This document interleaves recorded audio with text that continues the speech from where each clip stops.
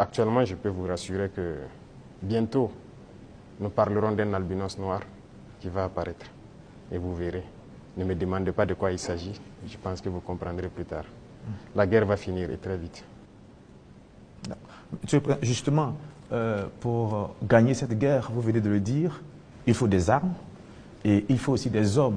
Surtout des hommes déterminés. La détermination, vous le savez, c'est le game changer majeur. C'est ça qui fait la différence dans toute guerre. En ce moment, au moment où on parle, quel est exactement le moral de nos troupes sur le terrain?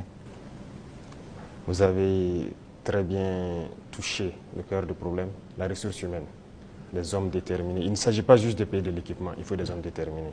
Et si vous remarquez, nous sommes en train de construire une armée de qualité.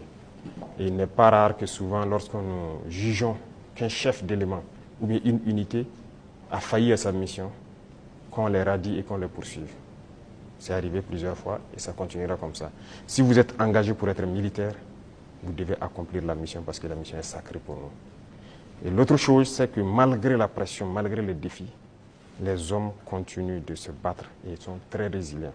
Si aujourd'hui vous attrapez un soldat burkinabé et le demandez, est-ce que vous voulez que d'autres personnes viennent se battre à votre place ou viennent vous aider? Ils vous diront jamais, ils préfèrent mourir. C'est à ce niveau que vous jaugez leur morale. Ils sont prêts, toujours prêts, malgré la situation.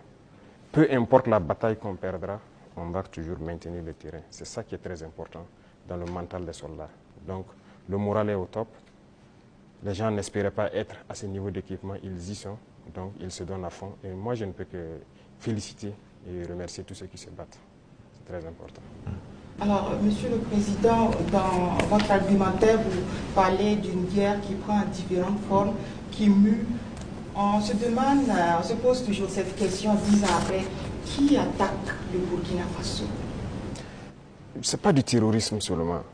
C'est une guerre pour s'accaparer de nos richesses et nous empêcher de nous développer. Je l'ai une fois développé lors d'un discours, je pense. Je disais que si nous, on arrive à exploiter convenablement notre sous-sol, à transformer ce que nous sommes en train d'exploiter ici, ce que nous produisons, il y aura un sous-emploi chez eux là-bas. Mais c'est une bataille. Ils pillent nos richesses pour pouvoir survivre. Donc c'est une guerre d'indépendance.